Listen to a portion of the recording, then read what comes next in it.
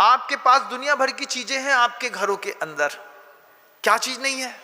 महाराज, हमारा घर वैभव संपन्न है। आप अपने घर में कंस्ट्रक्शन करते हैं कि आप अपने घर के क्रिएटर हैं? आप बताइएगा।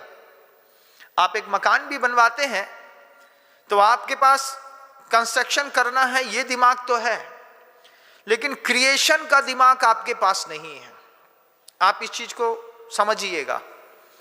आपको मकान बनाना है, आपके दिमाग में है मुझे मकान बनाना है, लेकिन मकान का क्रिएशन कैसे किया जाता है, ये माइक्रो टीचिंग आपके पास नहीं है। एक माइक्रो टीचिंग शब्द है, शब्द छोटे और उसमें ज्ञान बड़ा, ऐसी प्रक्रिया होती है। उस प्रक्रिया के तहत आचार्य कहते हैं कि आपने अभी तक सिर्फ चीजों की दुनिया देखी। किसी भी चीज को देखते हैं उस पर मोहित हो जाते हैं। कोई भी चीज अच्छी लगती है खरीद लेते हैं, किसी भी चीज के पीछे पड़ जाते हैं, पा लेते हैं। तुम्हारा पूरा दिमाग अभी चीजों तक है। जिस दिन तुम्हारा दिमाग माइक्रो टीचिंग पे चला जाएगा, कोई भी चीज कैसे बनी है उस बनने की प्रक्रिया को जब आप गौर करेंगे, तब आपको लगेगा कि सर्जक कितना बड़ा होता है।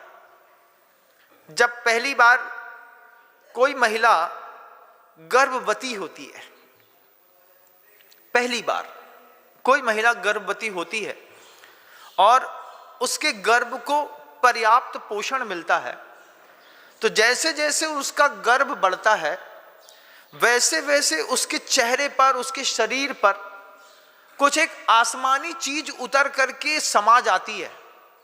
उसका सौंदर्य बढ़ता है, उसके अंदर हर महीने का, हर दिन का एक अनुभव बढ़ता है। 5वें महीने के बाद जब बच्चा पेट के अंदर से लात मारता है थोड़ी थोड़ी सी माँ को, उस माँ को अपने सर्जन की प्रक्रिया का एक अनुभव होता है। ये प्रक्रिया का अनुभव पुरुष को नहीं होता, माँ को होता है। माँ सोते में कई बार होता है, बच्चा जग रहा होता है, माँ सो रही होती है, तो सोते सोते में बच्चा चूंकि अंदर मूवमेंट ले रहा होता है, तो वो सोते में रात में पैर चलाता है, उठो। अब उसके उठते पे माँ को पेट में गुदगुदी होती है, फिर वो धीरे से उसको हाथ फेर करके पुचकारती है। पति कहता है क्या हो रहा है? माँ कहती है अर्जुन, अंदर जो सर्जन की प्रक्रिया चल रही है, उस सर्जन की प्रक्रिया के सुख को मैं भोग रही हूं। जो मेरे अंदर बन रहा है वो अंदर से हाथ पैर चला रहा है, उसके कारण मेरी नींद खुल रही है। ऐसा होता है कि नहीं? होता है। अगर आप गाफिल नहीं हैं तो आपने ये सब चीजें अनुभव की होगी।